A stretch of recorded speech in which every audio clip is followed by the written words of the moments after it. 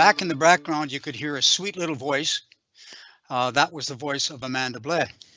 And Amanda is now going to outline, she's a Senior Disabilities Coordinator at PMC, and she's going to outline learning strategies for you. Amanda, over to you. Thank you so much, Patty. I don't know if I've ever been told I have a sweet little voice, so I appreciate that. So today I'm going to be speaking to you all about learning strategies supports. And here at PMC, we offer students with disabilities one-on-one learning strategies support. That being said, throughout all institutions, there will be learning centers that offer similar supports to students. So wherever you choose to go, please be sure to ask about learning strategies. So we'll start with an overview of what I'm going to talk about today. So what is learning strategies? We'll get into that a little bit. The difference between high school and university, similar to what Sonia was doing. How to get started with learning strategies. What areas does learning strategies address? 3 levels of time management and questions. But like everyone else, I'm going to start us off with a poll. So hopefully you still have the poll everywhere available to you. So again, that is pollev.com/MTC2021 or text MTC 2021 to 37607. So my question to all of you out there listening is, what do you think are the biggest differences between going to high school and in post-secondary? It's a big question.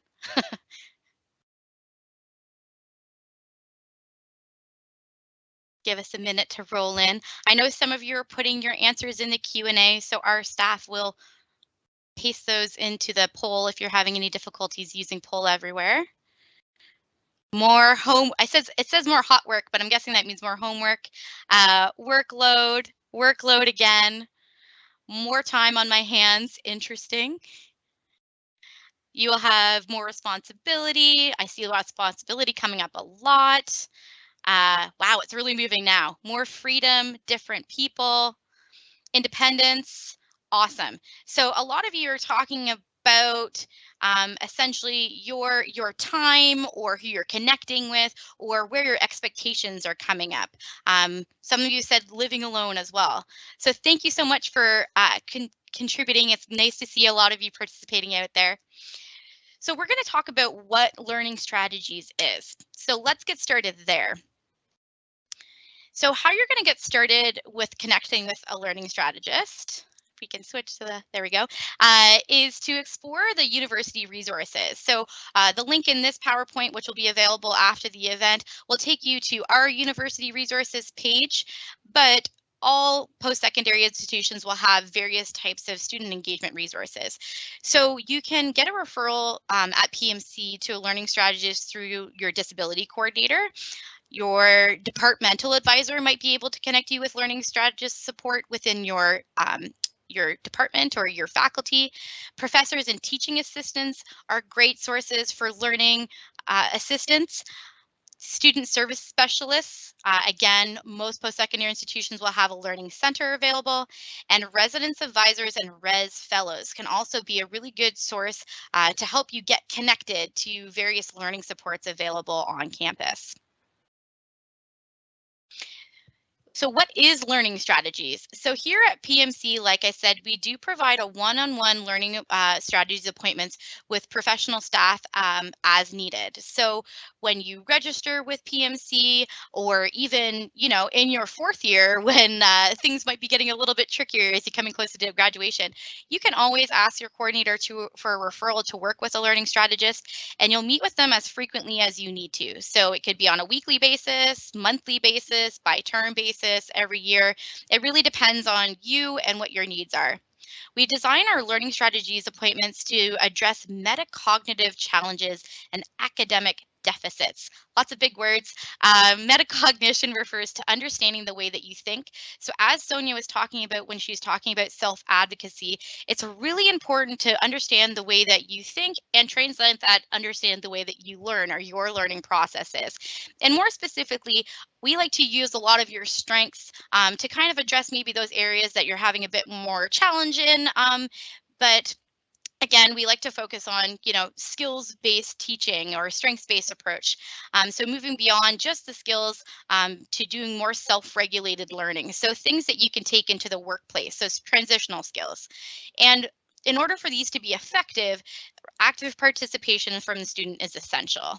So again, we can tell you all of the ways that you can, let's say, do time management techniques or reading techniques or all those kinds of things. But unless you're trying it and giving it a good shot, it really won't work, right? So we need some buy-in from students and active participation for things to work. So we always like to say that accessing supports is not required, but it is recommended for success. So we often find that the students who try to do things by themselves often will run into some challenges throughout the way.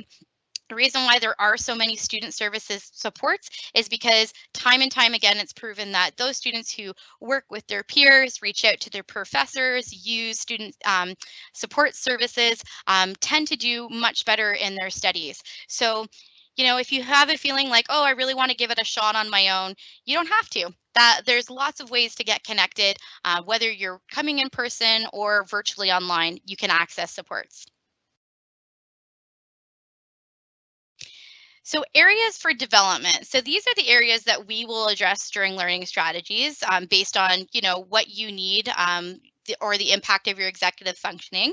So we can help you with reading strategies, writing strategies, time management and task management, problem solving, organization, studying, note taking, test taking, and many other academic skills.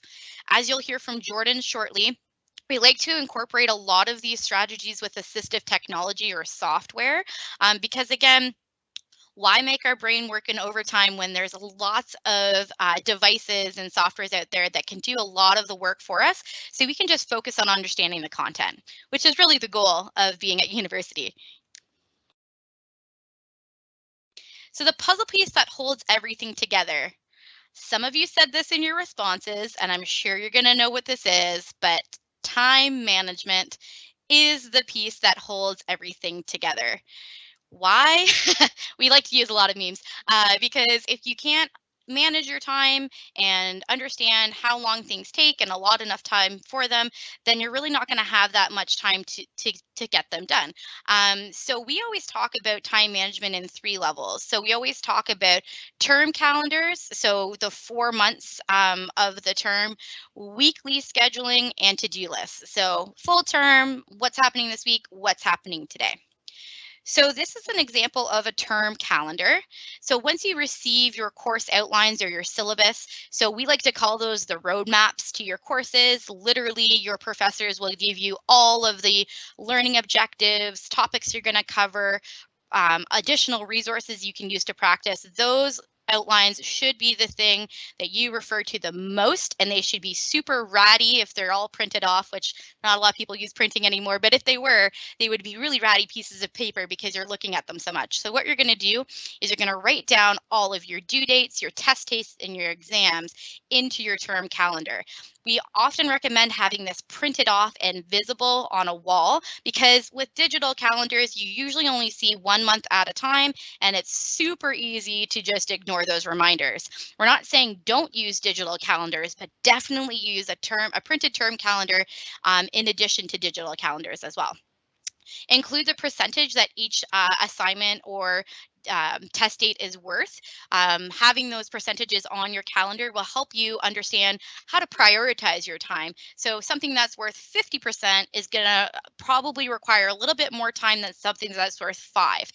Both are equally important to complete, but you also want to make sure that you're not, allotting 10 hours to your 5% assignment and half an hour to your 50%. So you got to really make sure that you're allocating things appropriately.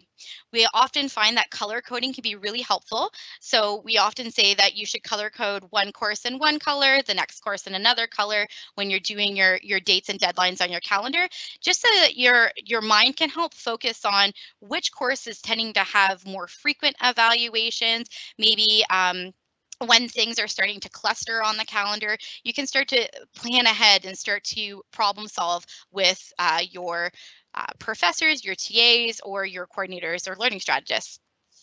Create goal dates to complete large assignments. So things that are really big, because Sonia mentioned, extensions on assignments are not something that we offer here at Carleton. As a blanket accommodation. So you really want to make sure that if you are concerned about meeting deadlines, that you're trying to get them completed ahead of time. One of the approaches we like to use with a lot of students is, arrange to meet with your professors on a weekly basis to kind of talk about how that assignment is coming along.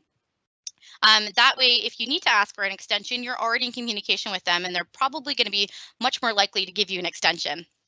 It's always helpful to see all 4 months all at once. And again, like I said, you want to make sure that it is visible. We talked about a weekly schedule. So you will be able to see a weekly schedule on your learning management system. So here at Carleton, we use Brightspace, and you also have access to Carleton Central, which will have your course calendar there. Someone said that they had a lot of free time. So here's the caveat that no one tells you.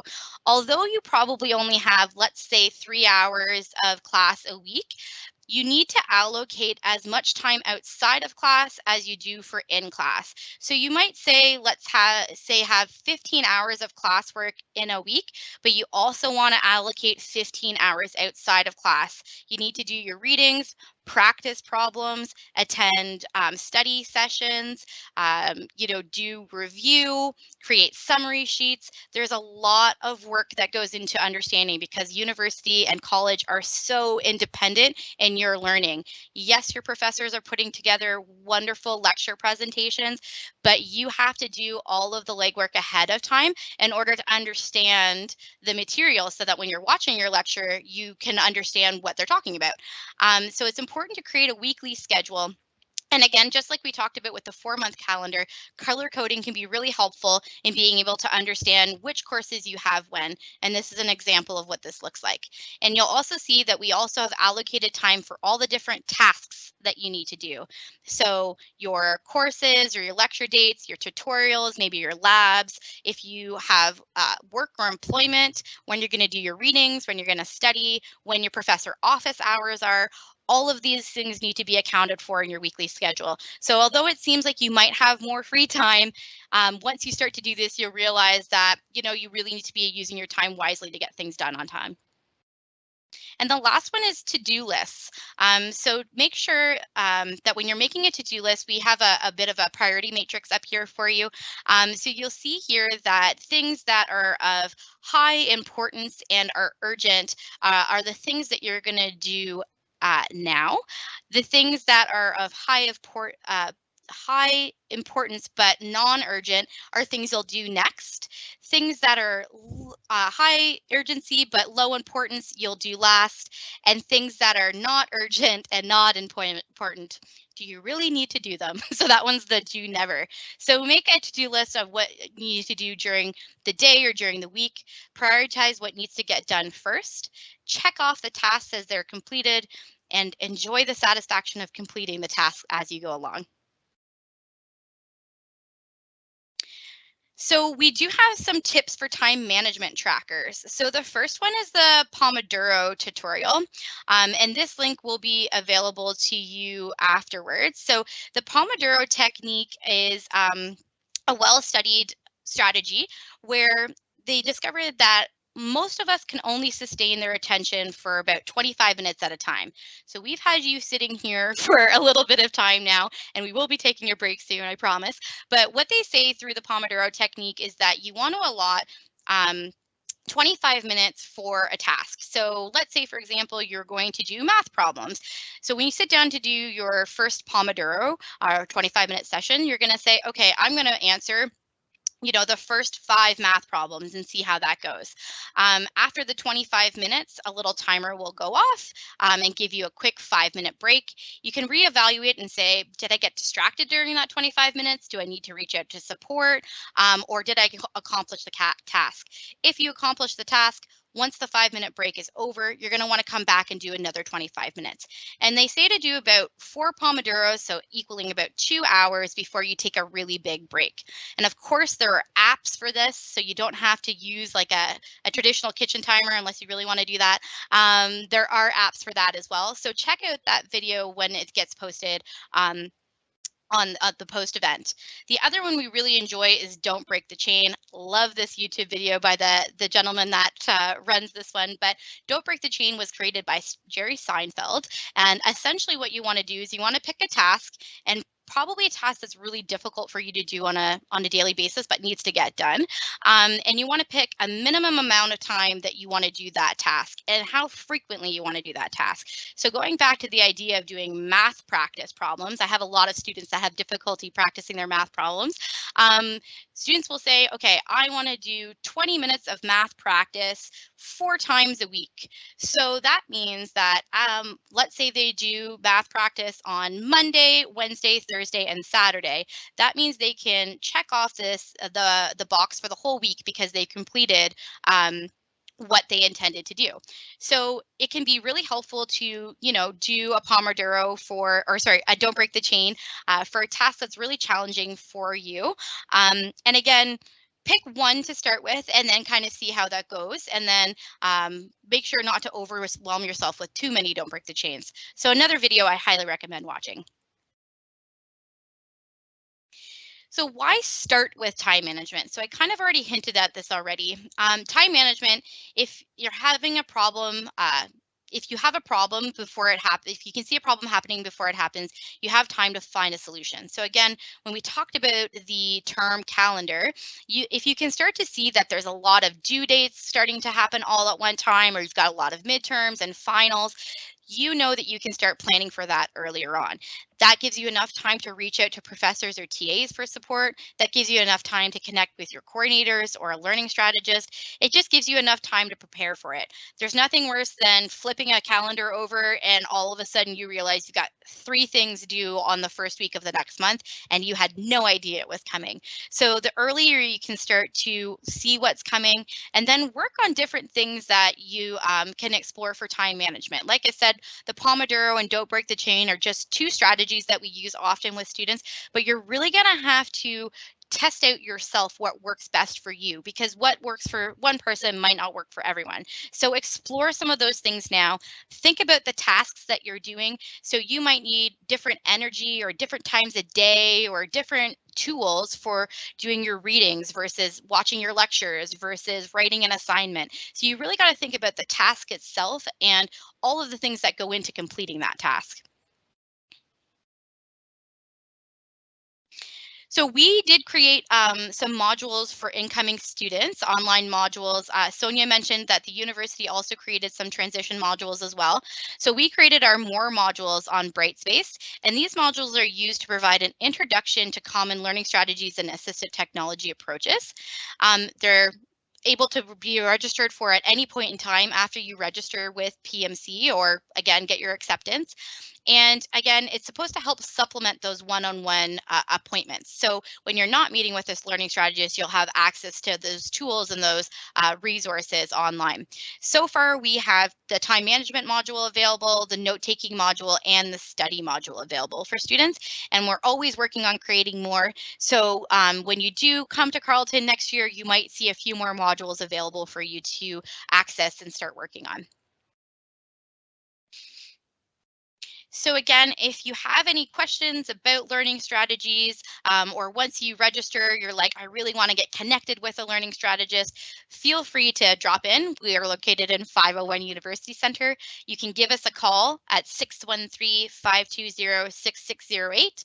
You're welcome to email us at our learning strategies email, which is PMC_LS@carleton.ca. And of course, there's so much information on our website. So feel free to check out registering with PMC on the PMC website, because that is where you will find a bunch of tips that we're covering today and so many more for your transition. Thanks so much for listening.